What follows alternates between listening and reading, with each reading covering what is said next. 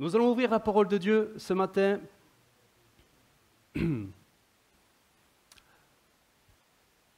Voilà, alors il n'y a pas d'écran, mais vous avez vos Bibles et je vous invite à l'ouvrir ce matin dans l'évangile de Jean, au chapitre 1, verset 15. Jean, chapitre 1, verset 15.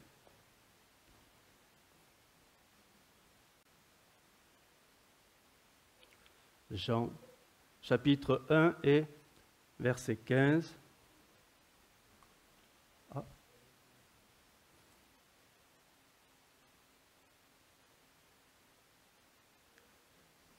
Voilà, un semeur, du coup, quitte à la voir, autant avoir la bonne.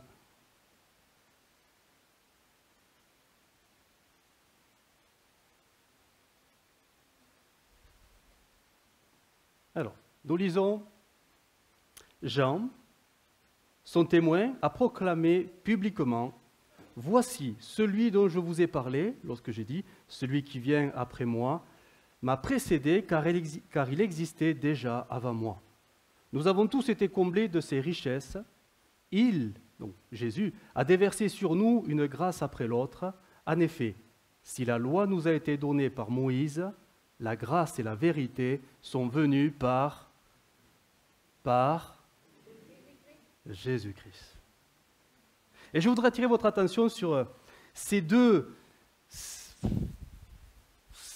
événements qui ont marqué donc l'histoire biblique, mais qui, au-delà de l'histoire biblique, concernent l'histoire de l'Église. La loi qui a été donnée par Moïse, ça nous renvoie très loin, et la grâce qui est venue par Jésus. Je voudrais commencer pour l'été, pour le mois d'août, commencer une nouvelle série sur la loi et la grâce. Et la grâce et la loi. Ce sont deux concepts bibliques, la loi et la grâce, qui parfois dans nos têtes peuvent être un peu confus. Souvent nous disons, du moins peut-être vous ne le dites pas, mais vous l'avez entendu dire, c'est sûr, on n'est plus sous la loi. C'est pas vrai? Qui est ce matin sous la loi?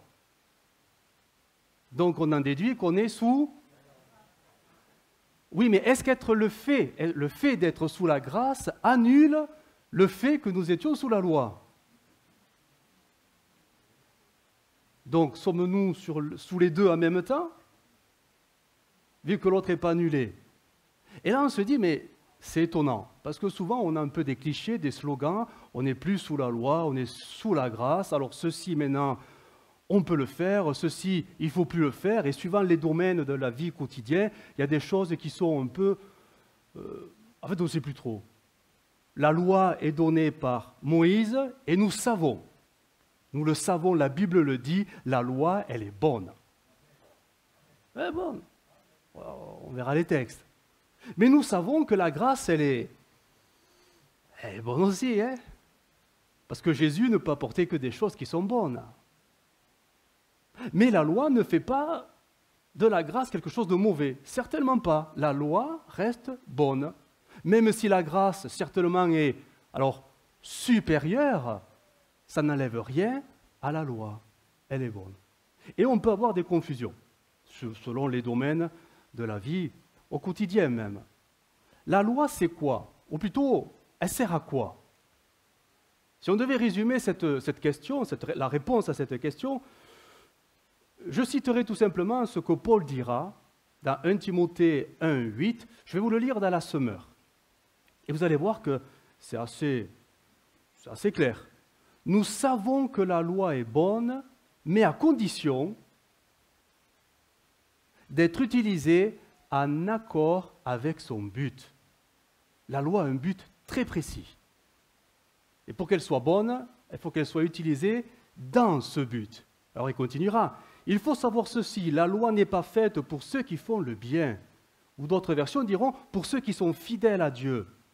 Mais elle est faite pour les autres, c'est-à-dire les malfaiteurs, les rebelles, les gens qui méprisent Dieu, les pécheurs, pour ceux qui n'ont ni respect ni scrupule à l'égard de ce qui est sacré, ceux qui tueraient père et mère, les assassins, les débauchés, les homosexuels, les marchands d'esclaves, les menteurs, les gens sans parole, et d'une manière générale, pour tous ceux qui commettent des actions contraires à l'enseignement authentique que vous avez reçu.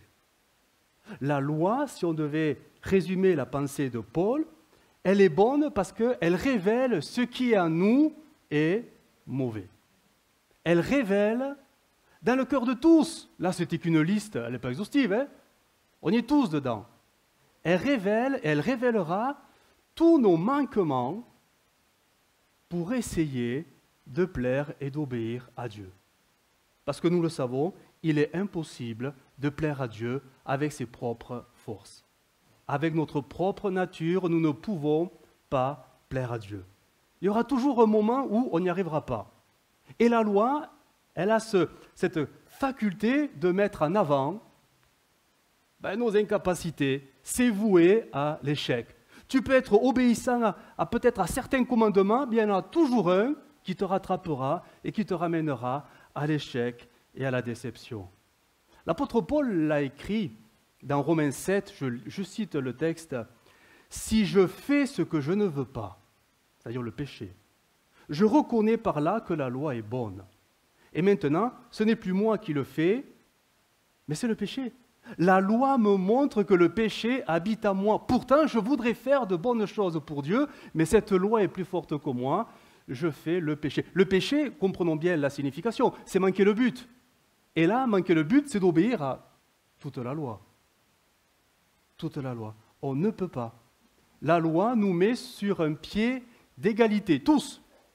Nous sommes voués à l'échec et à la déception si nous voulons essayer de plaire à Dieu avec nos ressources, avec nos tempéraments, caractères, avec ce que nous sommes très charnels, humains. C'est voué à l'échec, malgré tous les efforts que l'on pourrait fournir. Et en cela, la loi, elle est bonne. Parce qu'il fallait bien qu'on nous le dise un jour. Et il vaut mieux que ce soit la loi qui nous place devant l'échec que des personnes qui nous disent qu'on est incapable de faire quoi que ce soit pour Dieu. Voilà pourquoi Dieu, en son temps, enverra l'élu, loin, le Christ. Quel est le but de la venue de Christ? Ben oui, de faire ce que nous, on est incapable de faire. Et il le dira de plusieurs manières, mais au travers d'un verset, il le dira, « Je suis venu non pas abolir la loi, mais l'accomplir. Je suis venu faire ce que vous ne pouvez pas faire. Je l'ai fait pour vous, afin que Dieu soit satisfait, afin que sa justice soit satisfaite, parce que pour nous, on n'y arrivera pas. » Et ça veut dire quoi, finalement, accomplir la loi? Ça veut dire quoi? Comment comprendre cette expression « je ne suis pas venu abolir, mais accomplir la loi ». Comment le comprendre dans le ministère de Jésus?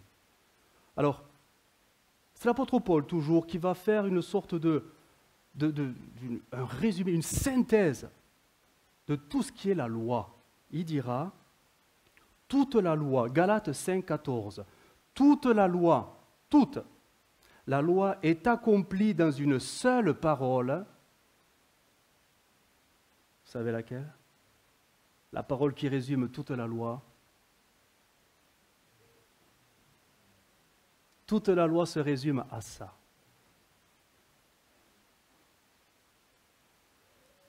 Tu aimeras ton prochain comme toi-même. Et ça, on ne peut pas. Il faudra que quelqu'un le fasse pour nous. Et quand on regarde ce que Jésus a fait, il a fait la démonstration aux yeux de tous les hommes, de l'humanité. La plus grande preuve d'amour qui a pu être manifestée aura été, dira l'apôtre Jean, de donner sa vie pour les autres. Jean 15, il n'y a pas de plus grand amour que de donner sa vie pour ses amis. Mais Jésus va aller beaucoup plus loin parce qu'il le fera même pour ses ennemis. Aimer son prochain comme soi-même, c'est finalement l'œuvre de la croix, où Jésus, volontairement, donnera sa vie pour toute l'humanité. Toute la loi se résume par cette parole que Jésus accomplira parfaitement, parce que nous, on en était incapables. Et voilà pourquoi la justice de Dieu a été pleinement satisfaite. Il a aimé, au-delà de tout, jusqu'à même ses ennemis. Voilà pourquoi il accomplira toute la loi. Alors, si la loi, par définition, la loi, c'est le commandement, c'est-à-dire tu aimeras ton prochain, tu aimeras ton Dieu et ton prochain, etc. Et si la loi révèle notre incapacité à accomplir ces commandements, Jésus, lui, il est venu apporter la grâce. Et la grâce, alors suivant d'autres versions, le mot a été changé. Et le mot grâce devient amour. Jésus est venu amener l'amour de Dieu. Moïse a amené le commandement, la loi, et elle est bonne, parce que ça vient de Dieu. Mais Jésus, lui, il est venu amener l'accomplissement du commandement, c'est-à-dire l'amour, ou la grâce selon les versions, l'amour. Vous citez un verset dans Tite 2,11, « Car la grâce de Dieu, source de salut pour tous les hommes, a été manifestée. » Mais d'autres versions ont traduit « Dieu a montré son amour qui sauve tous les êtres humains. » Et il y a plein de versets où le mot grâce devient le mot amour. Jésus est venu amener l'amour, c'est-à-dire il est l'accomplissement parfait de la loi. Donc, la loi n'annule pas la grâce. La loi n'annule pas l'amour. Mais l'amour, reçu par Jésus, nous permet maintenant, à nous aussi, de vivre la loi. Car la loi, c'est quoi à notre niveau?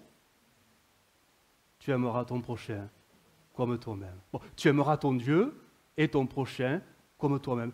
L'amour que Dieu met dans notre cœur en Jésus nous permet maintenant de vivre pleinement et naturellement ce qui était autrefois très difficile, voire impossible, d'aimer les autres. Pourquoi? Parce que Jésus, dans son amour, nous a donné, alors pas le moyen, mais nous a donné ce qui nous manquait et qui va faire toute la différence entre la loi et la grâce, c'est « je ne vous laisserai pas seul, je vous donnerai un autre moi-même qui, lui, vous aidera. » Tous les jours, il vous aidera à vivre les commandements de Dieu.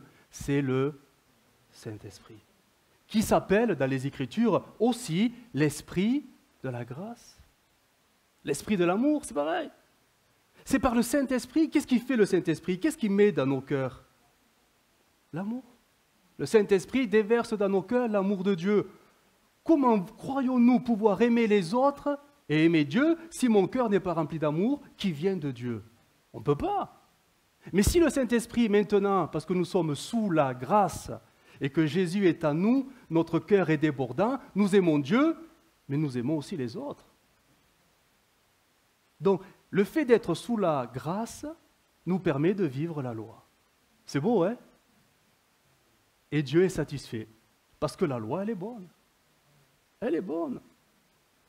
Regardez ce que dira Jésus dans Jean 14, 15. « Si vous m'aimez, gardez alors mes commandements. » La grâce n'annulera jamais la loi, parce qu'elle se résume par « tu aimeras ton prochain comme toi-même ». Je peux aimer Dieu de tout mon cœur, de toutes mes forces, de toute ma pensée. Ça vous parle, hein, ces textes, hein? Parce que le Saint-Esprit remplit mon cœur. Et je peux même vivre la suite du commandement « et ton prochain comme toi-même », parce que l'Esprit de la grâce remplit mon cœur. Ça, c'était l'intro.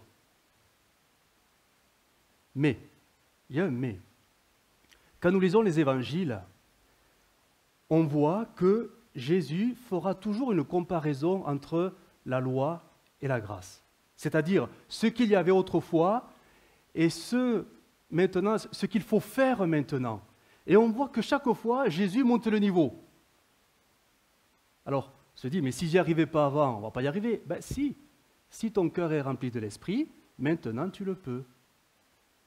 Alors, quelques versets que je vais citer. Vous allez voir, on est dans des domaines très particuliers. Mais Jésus fait la comparaison, mais il amène la supériorité de la grâce par rapport à la loi.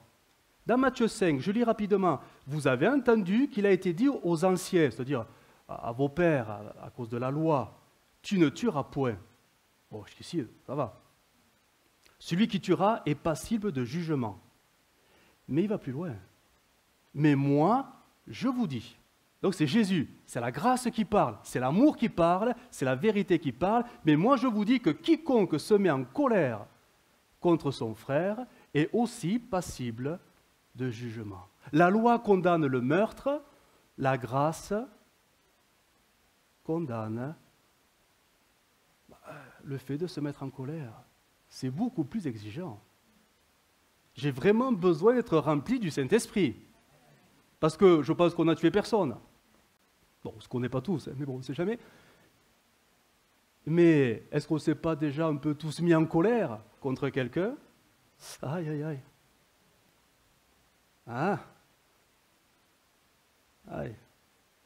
La loi condamne le meurtre, mais la grâce condamne la colère.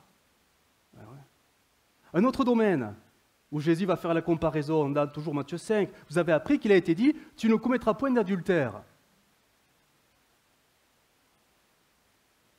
C'est la loi qui le dit.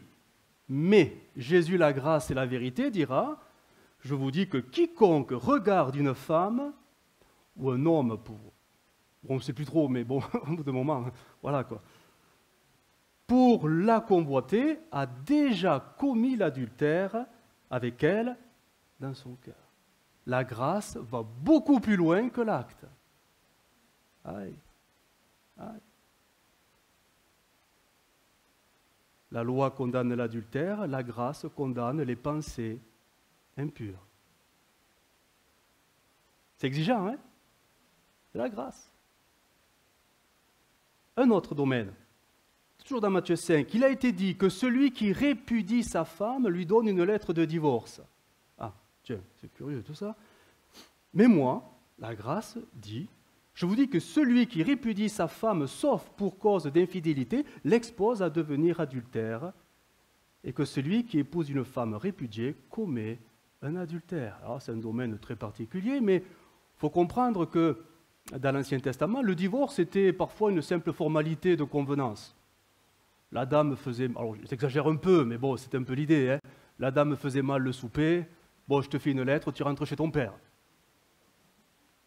Et dans la loi rabbinique, ils avaient droit, oh, j'étais surpris, ils avaient droit à 3 divorces, les hommes. Vous trouvez la bonne? Celle qui cuisine bien. Donc, des divorces de convenance, mais Jésus dit, stop, arrêtez-vous. Hein. Sauf pour cause d'infidélité. Mais si elle te fait mal le repas, et tu la gardes à la maison, hein, ta dame. Hein. Bon. Un autre domaine que Jésus va mettre en avant. Vous avez appris qu'il a été dit œil pour œil et dent pour dent. C'est une expression, hein, c'est la loi du talion. Si on te met une gifle, eh bien, tu mets une gifle aussi. Tu en mets 2, tu en mets 2. En fait, c'est la riposte proportionnée. Mais moi, je vous dis de ne pas résister aux méchants, et si quelqu'un te frappe sur la joue droite, présente-lui aussi l'autre. Voilà. Donc, la grâce va loin, hein? La loi autorise une forme de vengeance proportionnée au préjudice subi. Tu peux lui rendre l'appareil, mais dans la mesure du raisonnable. Mais la grâce, elle te dit, non, tu souffres en silence. Et tu t'attends à Dieu. Alors on préfère quoi? La loi ou la grâce? Oui, mais on vit quoi souvent? Malheureusement. Donc la grâce va quand même plus loin, beaucoup plus loin. Encore un domaine, un dernier. Vous avez appris qu'il a été dit, tu aimeras ton prochain et tu haïras ton ennemi. La loi disait ça.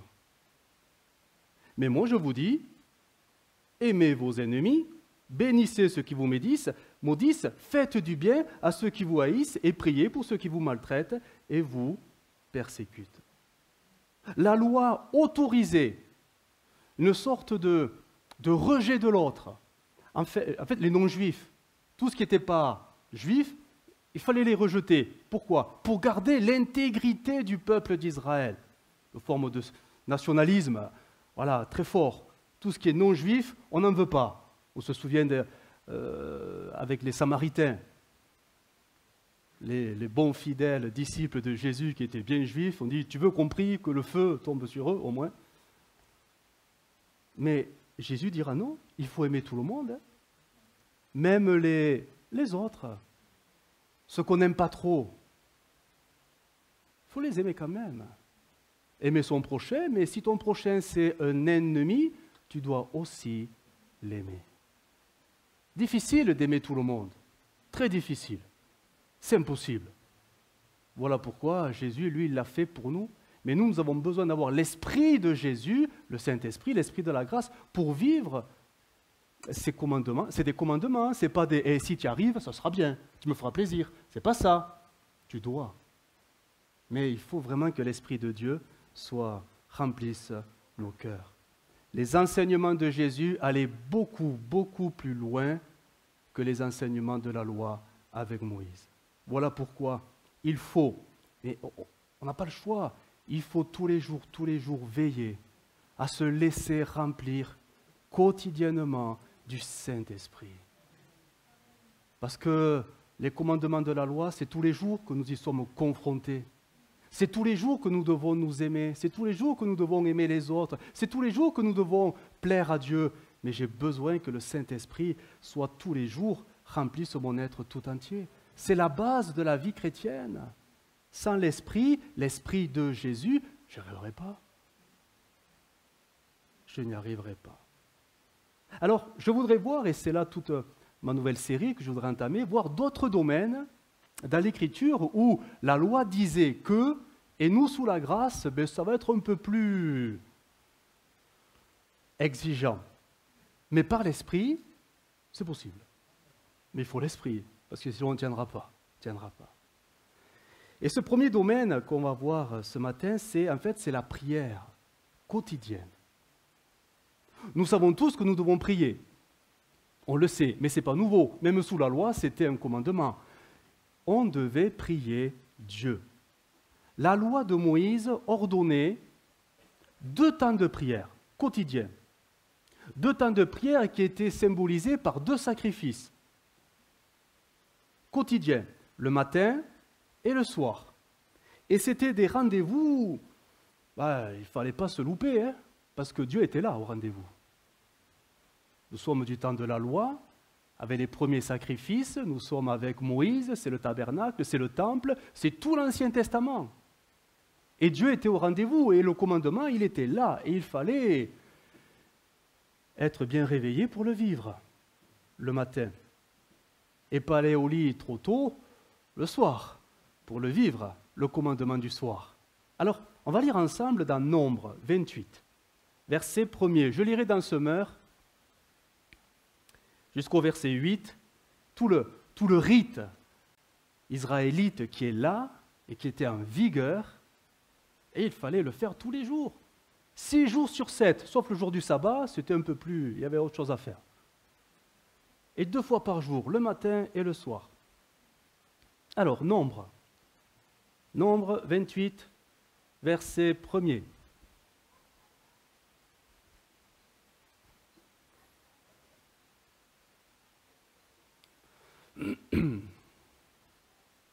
En semeur. L'Éternel parla à Moïse en disant, « Ordonne aux Israélites ce qui suit. Ayez soin de m'apporter au temps fixé. » C'est-à-dire, pas quand tu veux, hein, quand moi je l'ai décidé. L'offrande qui me revient, c'est-à-dire ces aliments qui sont consumés pour moi par le feu et dont l'odeur est apaisante. Tu leur diras aussi, voici quel sacrifice consumé par le feu vous offrirez à l'Éternel. Les sacrifices quotidiens, chaque jour. Vous immolerez 2 agneaux dans leur première année et sans défaut, à titre d'holocauste perpétuel. L'un d'eux le matin, l'autre à la nuit tombante. Vous joindrez à chacun une offrande de 3 kilos de farine, de fleurs de farine, pétrie avec 2 litres d'huile d'olive vierge. Il s'agit là de l'holocauste perpétuel tel qu'il a été offert sur la montagne du Sinaï. C'est un sacrifice consumé par le feu pour l'Éternel dont l'odeur est apaisante. Vous y joindrez également une libation, c'est-à-dire une offrande de 2 litres de vin pur. Pour le premier agneau, c'est dans le lieu saint que l'on offrira cette libation de boisson fermentée à l'Éternel.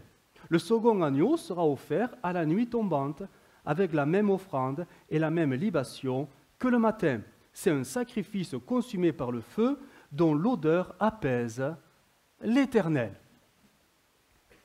Et voilà que par ce commandement, toute la vie, alors dans le bon sens du terme, la vie religieuse d'Israël va se ponctuer le matin et le soir de sacrifices. Un agneau le matin, un agneau le soir, plus les offrandes alimentaires qui vont avec. Mais c'était des sacrifices ordonnés par Dieu, et ceci 2 fois par jour et 6 jours sur 7. Ça a fait du travail, parce qu'il fallait le faire au temps marqué par Dieu. Alors, on sait par les Écritures que l'Écriture nous renvoie parfois à des récits qui correspondent à ces périodes de sacrifice. Et, alors déjà, ils n'ont pas les mêmes façons de compter les journées. Ils ne parlent pas en heures comme nous. Mais on a des récits où il se passe des choses quand c'est le moment du sacrifice. Notamment, donc le premier sacrifice, c'était à la 3e heure. La 3e heure. À la 3e heure de la journée, c'était l'heure du premier sacrifice. La 3e heure de la journée, ça correspond à 9 heures du matin. C'est à l'heure où Jésus a été crucifié. À l'heure du sacrifice. 9 heures du matin. Bon, ça va, c'est pas trop tôt. Tout le monde est levé. Donc tout le monde peut aller apporter ce sacrifice. C'est les sacrificateurs qui le faisaient. Mais on sait qu'à ce même moment, les sacrificateurs dans le lieu saint apportaient en même temps l'offrande de l'encens sur l'autel. Et il était dit qu'à ce moment-là, c'était le temps de la prière du peuple de Dieu. Ils devaient se rassembler.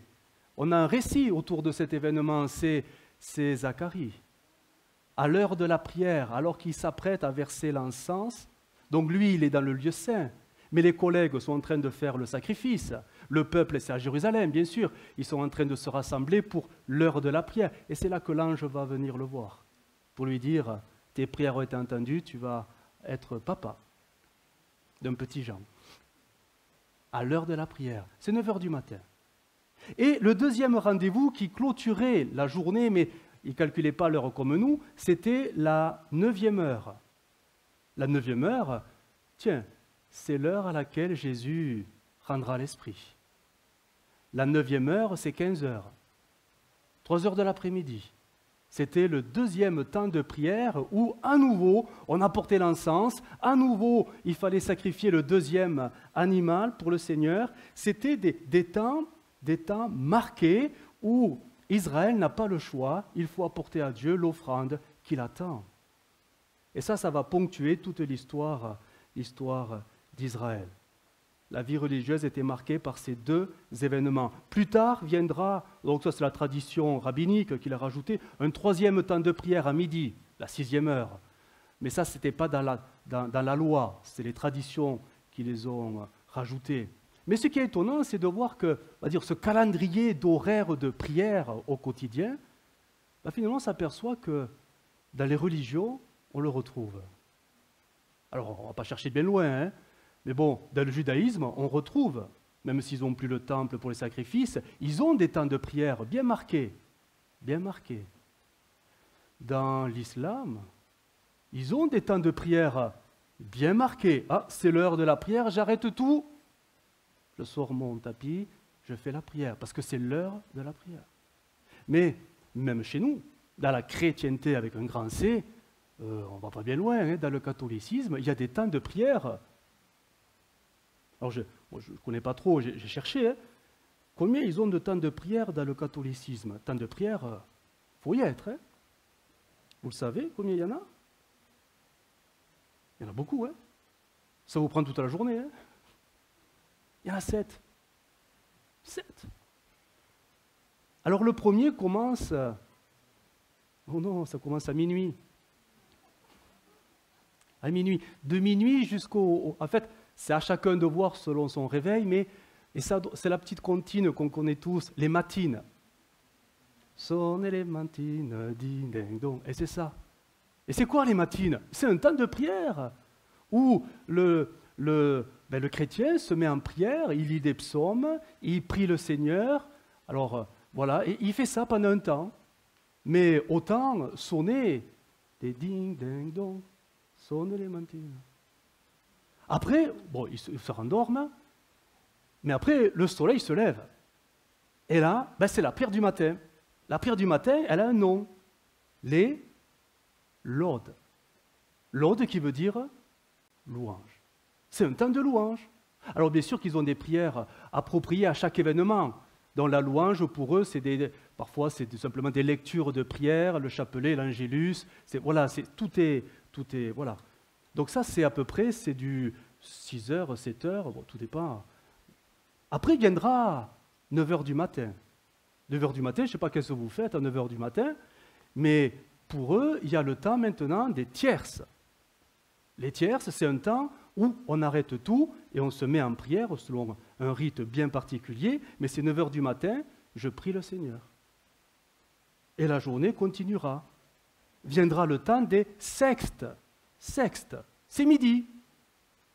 À midi, ils arrêteront tout et ils se mettront en prière selon un rite bien particulier, à nouveau l'angelus, le chapelet, tout ce qui leur corresponde, et ils le feront de tout leur cœur. Après, viendra, alors je ne sais pas s'il faut dire au pluriel, nonnes, les nonnes ou la nonne, je ne sais pas, mais c'est 15 heures. Peut-être que vous, à 15 heures, vous faites à la sieste, je ne sais pas, mais eux, ils vont se lever, ou je ne sais pas, oui, ils vont tout arrêter pour faire la prière de la nonne. Ça correspond à des termes, voilà, avec tout un rite particulier. Après, ils reprendront leur activité. Viendra 18 heures. 18 heures, j'arrête tout, c'est le temps peut-être un peu plus connu, les vêpres. Ah, les vêpres, oui, on connaît. Les vêpres, ça veut dire quoi? Ça vient du latin qui vient du grec, qui veut dire coucher du soleil. Et là, il y avait tout un rite, pareil, l'angélus et les prières qui correspondent, tout cela. Alors on pourrait penser que c'est déjà pas mal, tout ce qu'ils font. Mais ce n'est pas fini. Quand le soleil se sera bien couché, viendra le temps des complis. Les complis viennent du latin, du grec, qui veut dire achever. C'est fini. Mais tout autour d'un temps de prière et de l'angélus, etc., etc. Donc au coucher du soleil, la journée de prière est finie. Vous voyez, c'était toutes les 2-3 heures, c'était très... La prière est considérée comme une trêve de Dieu. L'expression, elle est joliment dite, la trêve de Dieu. C'est-à-dire, c'est le temps de la prière, tu arrêtes tout pour t'occuper de Dieu maintenant. Donc c'était très... Tout comme dans l'islam, c'est très... tout comme dans le judaïsme, c'est très... Alors, vous allez me dire, et pour nous? Où on se situe dans tout ça maintenant? Que dit la Bible? Si on sait que sous la grâce, c'est plus exigeant que les commandements quotidiens du temps de prière, qu'est-ce que dit la Bible? Elle nous dit un verset en 3 mots. En 3 mots, et vous allez voir que c'est quand même très exigeant. 1 Thessaloniciens 5, 17. Ouvrez vos Bibles, cherchez-le, parce que j'invente rien. 1 Thessaloniciens 5, 17. Voilà. Qu'est-ce qu'il y a de plus exigeant que de prier à des heures précises? Finalement, de ne jamais s'arrêter. De ne jamais s'arrêter. De prier tout le temps, non-stop. Est-ce qu'un texte le dit? Oui, plus ou moins. Priez sans cesse. Priez sans cesse. La version parole vivante traduira que votre vie de prière ne se relâche pas. Votre vie de prière. Notez qu'il n'est pas dit que vos temps de prière, que vos heures de prière, que vos 10 minutes de prière, votre vie de prière. Ça va un peu plus loin quand on comprend. l'exigence, une vie de prière. Alors, y a-t-il d'autres textes qui vont dans ce sens? Oui, quelques-uns, je vais vous les citer. Luc 21, 36, « Veillez et priez en tout temps ». Pas simplement à des heures précises, en tout temps, en tout temps. Autre version, « Priez sans vous relâcher ». Romains 12, verset 12, parole vivante, je vous le lis. « Exercez-vous à maintenir votre esprit dans une attitude de prière constante. Priez avec régularité et persévérance. » Une attitude de prière. Une attitude de prière. Éphésiens 6, 18, toujours parole vivante. « Demeurez en communion avec l'Esprit par une prière persévérante. » Une communion avec l'Esprit par la prière persévérante. Et Colossiens 4, verset 2, parole vivante. « Maintenez avec persévérance l'habitude de la prière, occupez vos veilles de la nuit à prier et à rendre grâce. » L'habitude de la prière, une attitude de prière.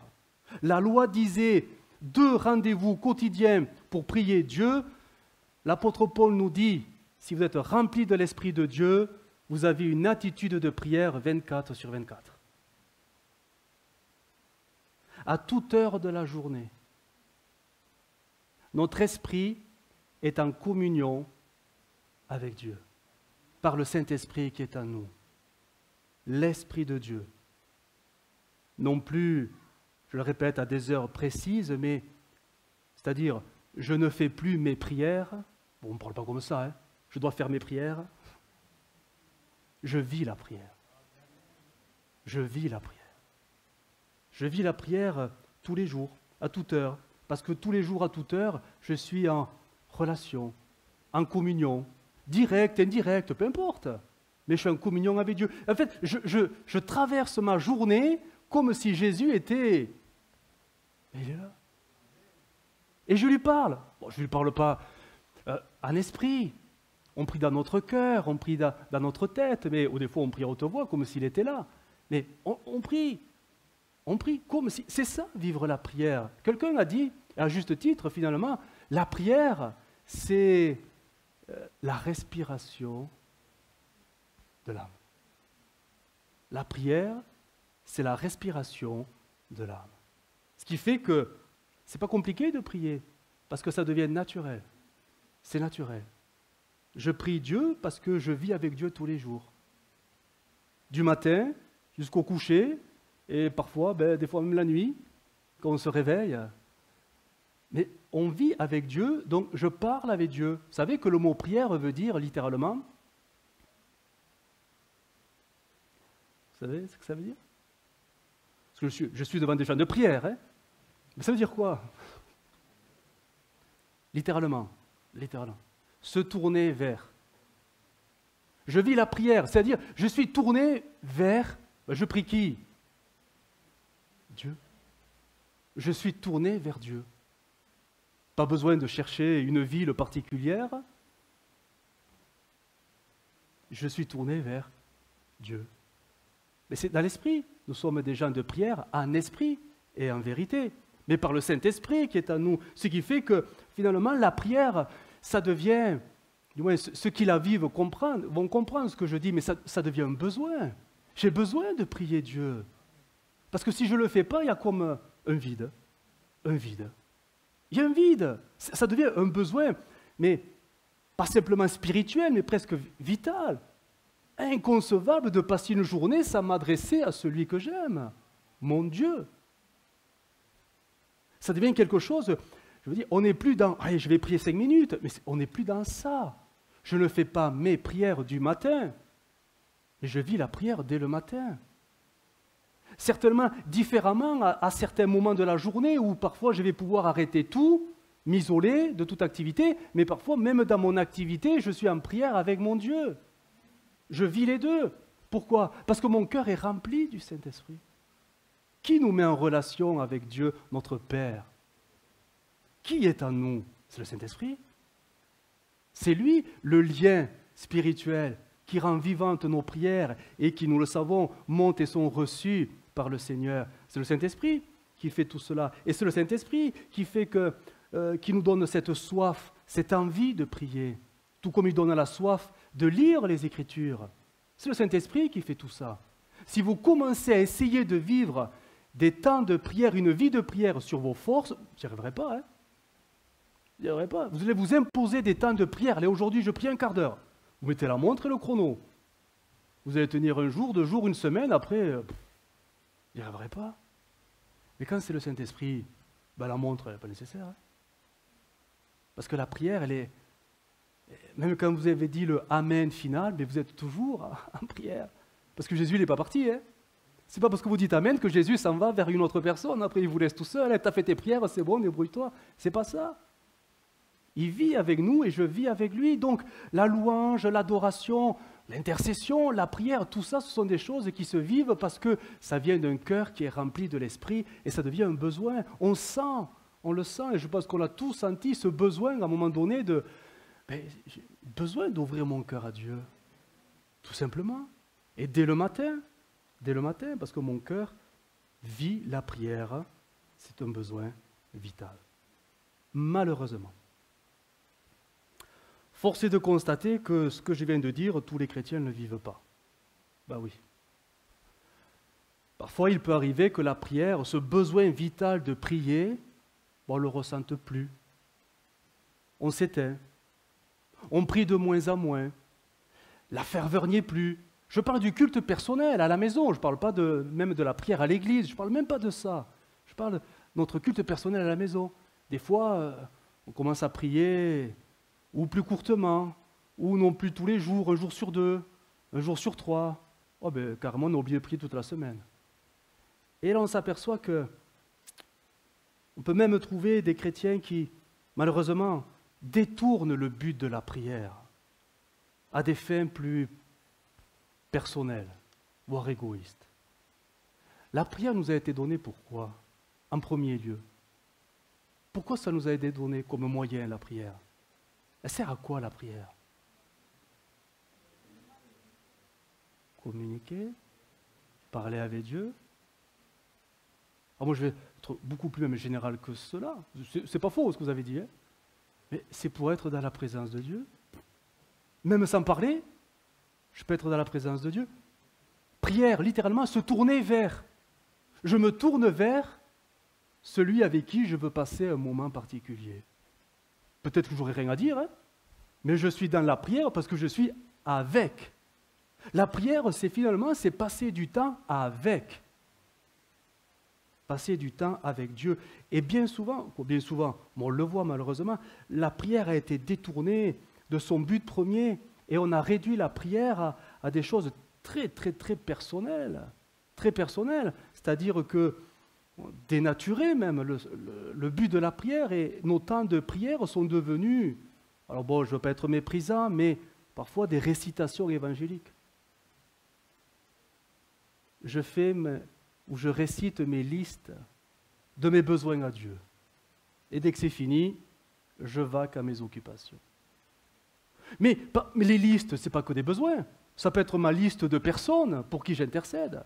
Et quand j'ai dit le dernier nom, j'ai fini. On a nos listes où on ne fait que parler à Dieu. On lui dit, et quand on a fini de tout dire, Amen, à demain. Imaginez Dieu qui n'a pu rien dire. Dieu qui nous laisse dire, et en fait, il ne répond pas, parce qu'on n'est pas dans une mesure, dans une disposition d'écoute. Parce que nous, on est venus faire nos listes.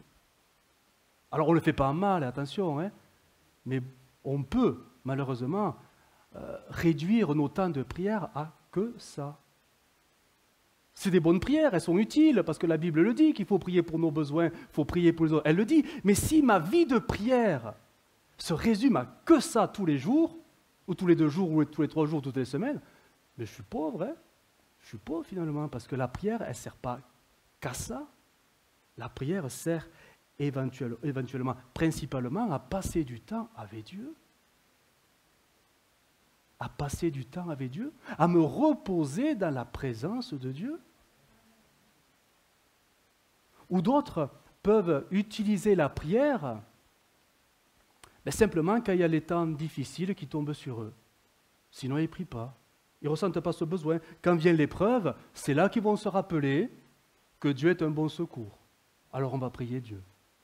Ou quand vient la maladie, quand vient le malheur, la contrariété ou la déception, l'échec, bref, quand notre quotidien est un peu bouleversé, quand notre tranquillité elle est un peu secouée, on se rappelle que la prière, ça sert à faire bouger Dieu. Seigneur, fais quelque chose. Vous savez, un jour, Jésus dormait dans la barque, et le bateau, et les disciples, mais Seigneur, tu t'inquiètes pas qu'on est en train d'être secoué? Et parfois la prière c'est ça. Mais Seigneur, tu vois pas ce qui m'arrive? Seigneur, tu vois pas par quoi je passe? Mais Seigneur, tu ouvres les yeux quand même. Fais quelque chose. Si la prière est réduite qu'à ça, on est malheureux. Ça ne sert pas à ça, la prière. Bien sûr qu'au jour du malheur, il faut crier à Dieu. Mais si vous résumez votre vie de prière à ne crier qu'à Dieu quand vous avez la tuile qui vous tombe dessus, on passe à côté. On passe vraiment à côté. Et d'autres qui peut-être ne prient plus ou beaucoup moins parce que tout simplement, leur quotidien est tellement surchargé d'activités, qu'ils n'ont plus le temps matériel de prier. Alors, ils résument la prière à... Alors là, comprenez-moi bien quand je vais essayer de dire ce point-là, mais ils vont résumer la prière à des prières vite faites, bien faites, du style le temps du trajet pour aller au travail, 10 minutes, je fais ma prière en conduisant. Ou je fais ma prière, c'est le temps de la vaisselle, au moins là il n'y a pas la télé, il n'y a pas l'émission, il n'y a pas la série, il n'y a pas le film, il n'y a pas les enfants. J'ai 10 minutes pour faire la vaisselle?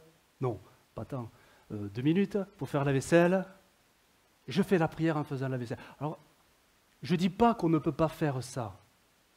Mais je dis que quand notre vie de prière se résume à caser la prière au milieu de nos activités pendant qu'on fait déjà quelque chose d'autre, comment notre esprit peut-il être disposé à recevoir quelque chose quand je suis occupé à faire autre chose?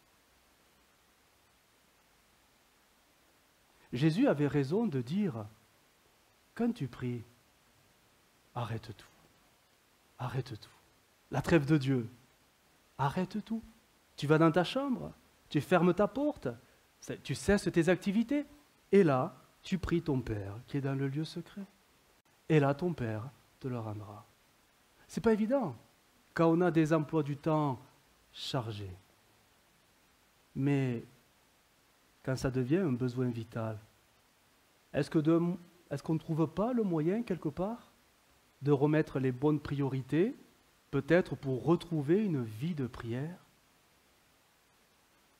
N'est-ce pas, les occupations, aussi peut-être légitimes soient-elles ou nécessaires soient-elles, on a des responsabilités, elles peuvent être familiales, professionnelles, ou trop de loisirs aussi, il faut le dire. Hein. Mais tout ça, est-ce que ça ne nous prend pas le temps qu'on devrait donner à Dieu? Vous savez, dans l'Ancien Testament, il y a ce récit avec Moïse, quand Dieu lui a dit d'aller vers Pharaon, pour dire, tu vas ordonner à Pharaon qu'il libère mon peuple, parce que je veux que vous sortiez d'Égypte, que vous partiez dans le désert, et là vous me prierez, vous m'adorerez sur la montagne, etc., que je vous montrerai. Quand il a dit ce message à Pharaon, Pharaon, il n'était pas content. Ça ne lui a pas plu de voir toute sa main-d'œuvre partir comme ça, pour aller au culte. Alors vous savez ce qu'il a trouvé comme solution? Il va donner l'ordre à tous les contremaîtres, vous allez les surcharger de travail. Vous allez leur donner beaucoup plus de travail. Beaucoup plus de travail. Et la raison, c'est pour qu'ils n'aient plus le temps de penser à aller au culte. Ah, c'est vicieux, hein? On a besoin de travailler tous.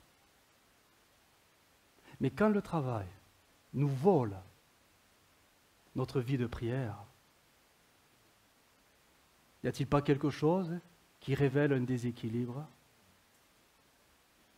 On a tous besoin de travailler. Et même Dieu l'a dit, c'est la sueur de ton front maintenant que tu mangeras. Donc c'est même Dieu qui permet que nous ayons du travail. Mais c'est cohérent de penser que le travail que Dieu permet que nous ayons justifie que nous n'ayons plus de vie de prière. C'est incohérent. Et pourtant, c'est ce que nous vivons parfois. Et ça ne nous dérange pas trop. Parce qu'on s'y habitue. Moins tu pries, moins tu auras envie de prier. Vous savez pourquoi? Parce que c'est dans la présence de Dieu qu'on est rempli de l'Esprit. Mais si j'y passe de moins en moins de temps, je suis moins rempli. Et si je suis moins rempli, j'ai plus d'entrain à aller vers Dieu. J'ai plus ce zèle pour aller vers Dieu. J'ai plus ce feu pour prier. Je m'éteins. Parce que l'Esprit s'éteint. Mais celui qui passe du temps avec son Dieu, naturellement, il est rempli et visité du Saint-Esprit. Il n'a même pas besoin de le demander. C'est la présence de Dieu, le contact avec celui qui est vivant, qui nous rend vivants. Et là, mais il te tarde qu'une chose, c'est de recommencer. Tu te mets à parler en langue, tu te mets à chanter en langue, tu te mets c'est l'Esprit, quoi. Mais tout ça parce que tu es avec Dieu, c'est tout. Mais quand le travail au quotidien nous vole ces temps-là, et qu'on ne sait pas peut-être mettre les bonnes barrières, savoir s'imposer ces trêves de Dieu, alors on se fera piéger, parce qu'on n'aura pas su mettre les bonnes priorités, et au final, nous nous éteignons.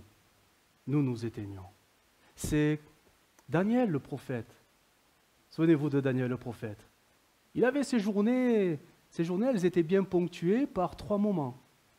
3 moments où il arrêtait tout, il ouvrait la fenêtre devant Jérusalem et il priait Dieu.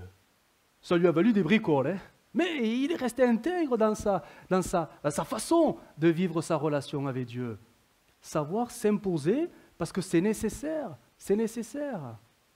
Et je veux dire, nous qui nous disons chrétiens, comment peut-on être de vrais chrétiens vivants, remplis de l'Esprit, si on ne sait pas passer du temps avec Dieu?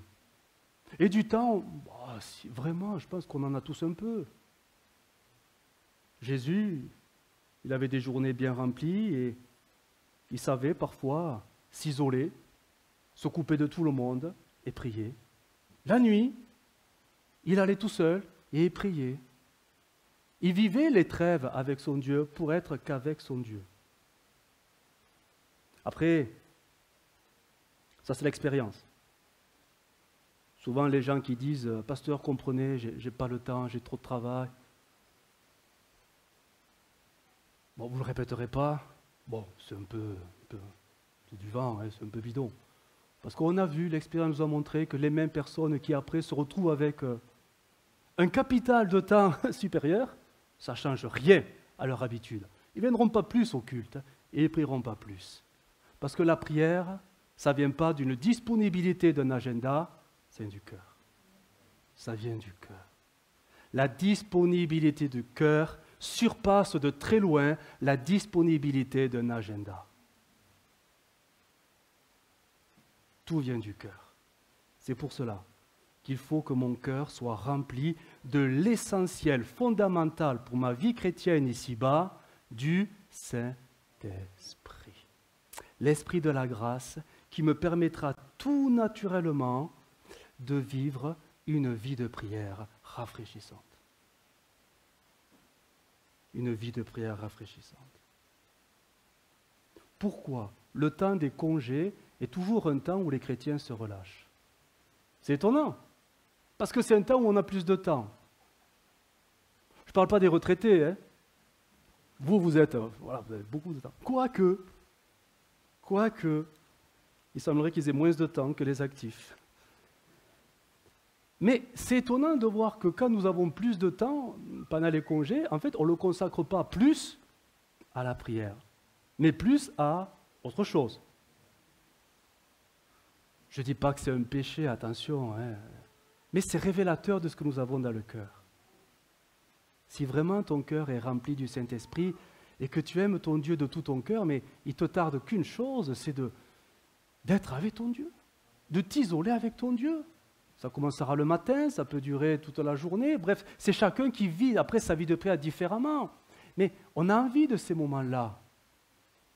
Un chrétien qui me dirait, j'ai eu 2 mois de vacances et ça fait 2 mois que je n'ai pas prié, ben je dirais, ma foi, t'es sûr que tu es chrétien?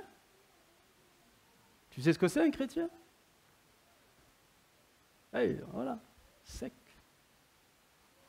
Si nous voulons une vie chrétienne forte et endurante, qui surmonte les épreuves, les difficultés, bref, tous les coups durs de la vie, ça passera immanquablement par une vie de prière personnelle, persévérante. Je souligne le mot personnel. Trop de fois, on demande aux autres de faire ce que nous-mêmes, on ne veut pas faire.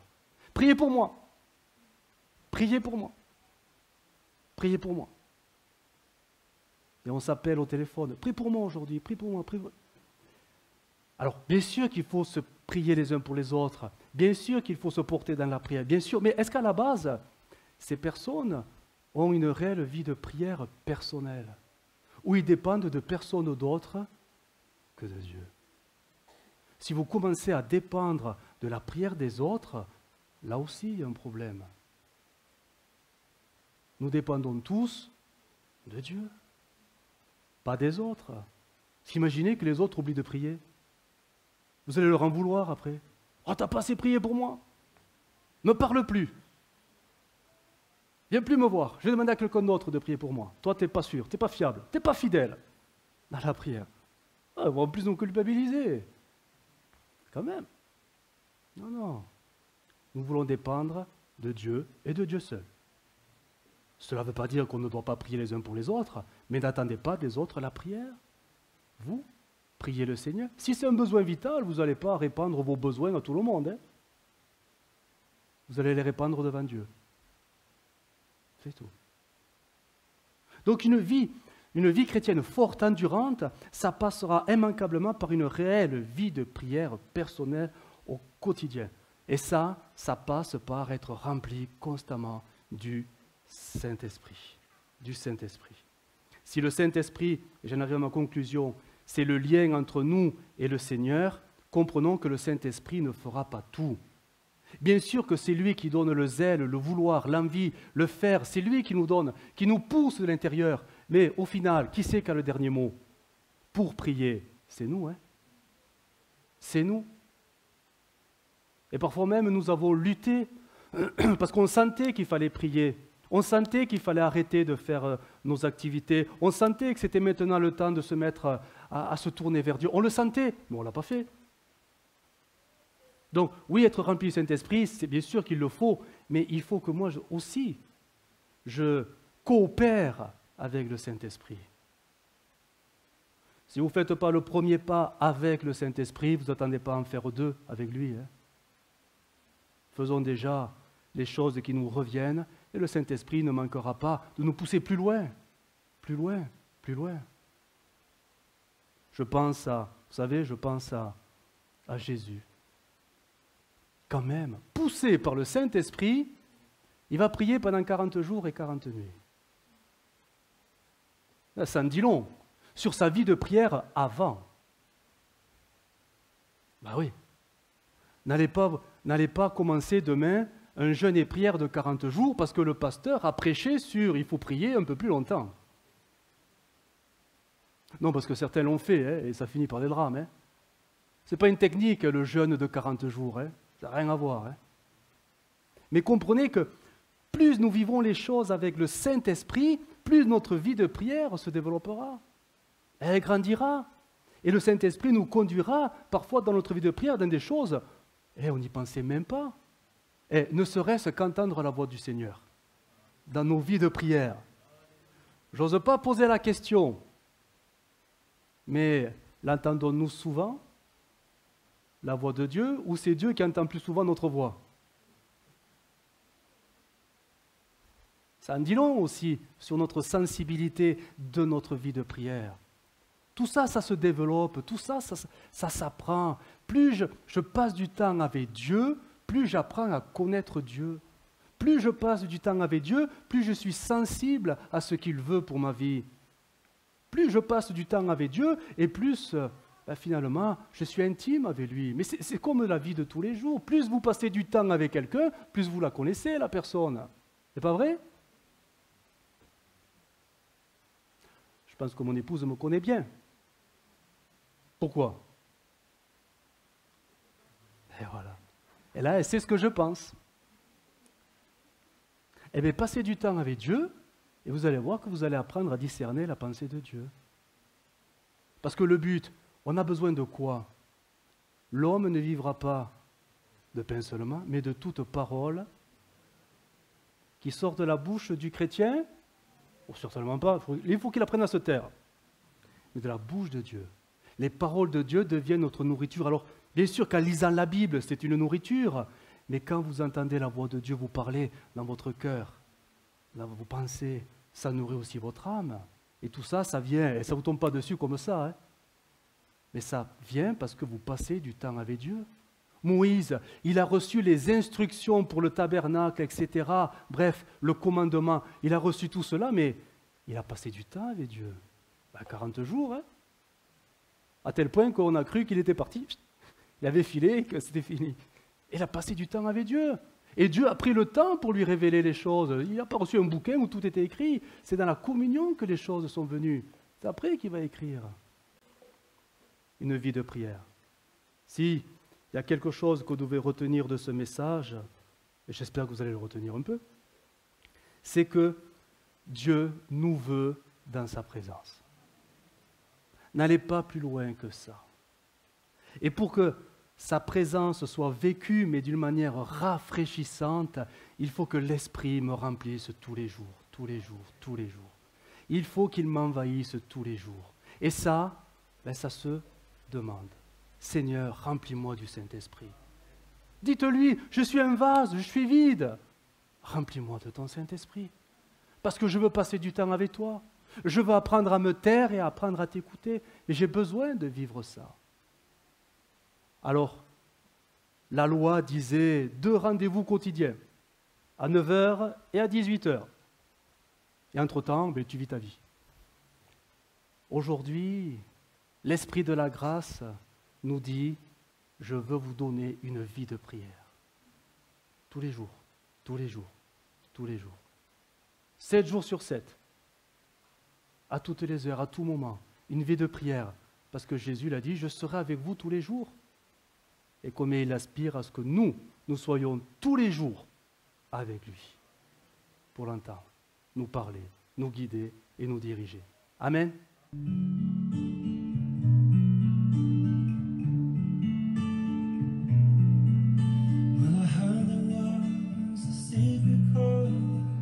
David played and he plays the